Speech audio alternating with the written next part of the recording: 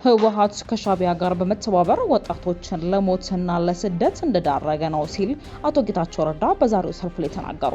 በፍርድ ቤት የጥፋተኝነት ውሳኔ ሳይሰጥ ጋዜጠኞችን እና ዋና አዘጋጆችን ለእስራት መዳረግ የተከለከለ ነው ሲሉ ወይዘሮ ስመኙ ቤት ተናግረዋል። የሀገራዊ ምክክር ኮሚሽኑ በመጪው ሰኞ ሙሉ በሙሉ ወደ ዋናው የውይይት ምዕራፍ እንደሚገባ የኢትዮጵያ ሀገራዊ ምክክር ኮሚሽን አስታውቋል።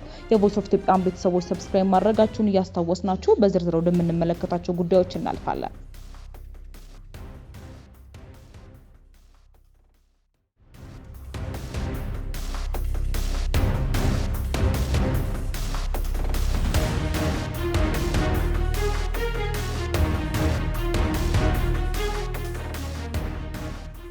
ህወሓት ከሻዕቢያ ጋር በመተባበር ወጣቶችን ለሞትና ለስደት እንደዳረገ ነው ሲሉ አቶ ጌታቸው ረዳ ተናገሩ። በትግራይ ሰላምና የለውጥ ምክር ቤት አዘጋጅነት አፈሳ ይቆም ሰላም ይሰፈን በሚል መሪ ቃል በመስቀል አደባባይ ሰላማዊ ሰልፍ ተካሂዷል። ሰልፉ በክልሉ የሚታየው የውጥረት ሁኔታ እንዲያበቃና ዘላቂ ሰላም እንዲሰፍን ጥሪ ያቀረበ ነበር። ሰልፍ ላይ የተገኙት የጠቅላይ ሚኒስትሩ የምስራቅ አፍሪካ ጉዳዮች አማካሪ አቶ ጌታቸው ረዳ የፕሪቶሪያ ስምምነት እንዲተገበር የነበረው ጥረት በሙሉ ስልጣን ለመቆጣጠር በሚፈልግ ቡድን መሰናከሉን ተናግረዋል። እንደሳቸው ገለጻ ከሆነ ስምምነቱ ሳይተገበር ፈርሷል የሚል ትርክት በመፍጠር ከሻዕቢያ ጋር መቀናጀት እንደተመረጠ ገልጸዋል።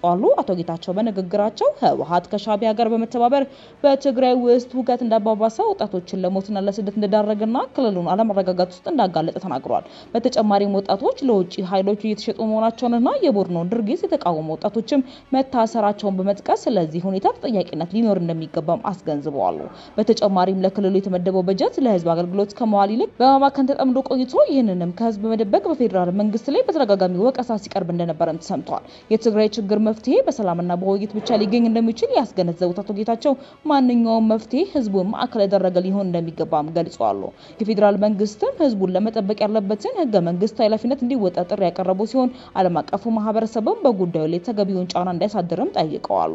በሌላ በኩል በሰልፉ ላይ በህወሓት ቡድን የተጣለው አፋኝ አዋጅ እንዲነሳ፣ ጦርነት ይብቃ፣ ሰላም የትግራይ ህዝብ ምርጫ ነው፣ ወጣቶች ለጦርነት ዓላማ በኃይል እየታፈሱ መወሰዳቸው ይቆም፣ ጦርነት ይብቃ፣ ስደት ይበቃናል፣ ሰላም ለትግራይ ህዝብ ምርጫ ነው፣ የፕሪቶሪያ ስምምነት በሙሉ ይከበር ሲሉ የሚሉ መፈክሮችም ሲሰሙ ቆይተዋል።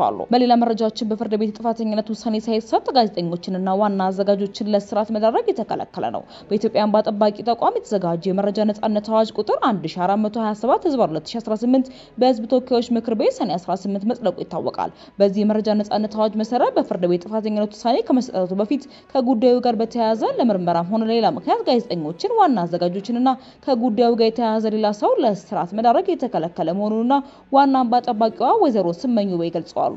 ወይዘሮ ስመኝ አክለው መረጃን በቅን ልቦና ያሰራጨ የመገናኛ ብዙሃን ወይንም ጋዜጠኛ ከተጠያቂነት ነፃ መሆኑን ተናግረዋል። አንድ ጋዜጠኛ ከመንግስትም ሆነ ከግል ድርጅት በህጋዊ መንገድ ባገኘው ሰነድ ላይ የተዛባ ወይንም የተሳሳተ መረጃ ቢኖር እንኳን ያንን መረጃ ለህዝብ ያጋራው የሚያሳትመው በቅን ልቦና መሆኑ ከተረጋገጠ በህግ ተጠያቂ መሆን አይገባውም ብለዋል። በተጨማሪም ጥፋትን ወይንም ጎጂ የሆነ ከባድ አደጋን የተመለከተ መረጃ ለህዝብ ይፋ በማድረጉ አስተዳደራዊ ወይንም ህጋዊ ቅጣት የተላለፈበት ጋዜጠኛ ለፍርድ ቤት ይግባኝ የማቅረብ መብት አለውም ሲሉ አክለዋል።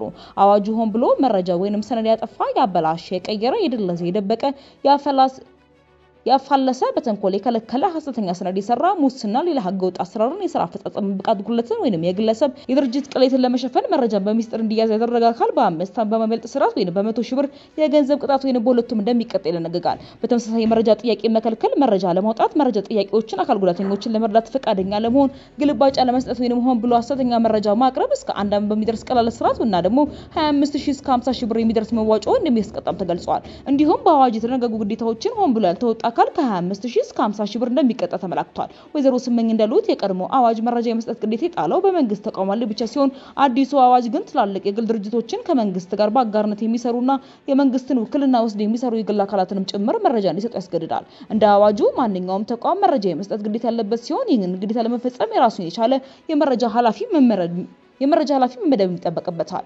አዋጁ ሙሉ በሙሉ በስራ ላይ ለማዋል የሚያስችሉ ረቂቅ ደንቦችና መመሪያዎች መዘጋጀታቸውን የገለጹት ወይዘሮ ስመኝ እነዚህ ደንቦች በምክር ቤት እስከሚጸድቁ ድረስ አዋጁ መሰረት በማድረግ ስራዎች እንደሚቀጥሉም ገልጸዋል። የቮይስ ኦፍ ኢትዮጵያ ቤተሰቦች ሰብስክራይብ ማድረጋችሁን እያስታወስናችሁ ሌላ ጉዳያችን እንሻገራለን።